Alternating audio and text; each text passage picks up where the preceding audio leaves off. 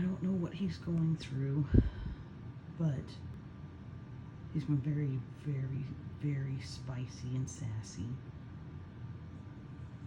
I'm talking about you because I love you. Hi. Oh, there goes the tail.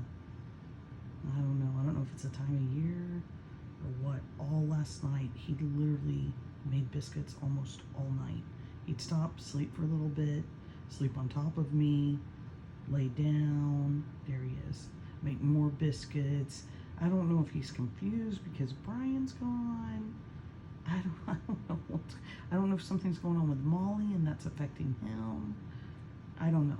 I know Chloe's been very sweet to Molly, giving her all sorts of kisses whenever she gets a chance. So he wants me to stop talking. I'm being too loud. It's still early. I love you, Bo. Even if you are very spicy and sassy. Anyway, I've irritated the tail. So yes, biscuits all night long and nothing to show for it. He didn't even share any with me. No, I'm joking. Biscuits, biscuits, all sorts of biscuits.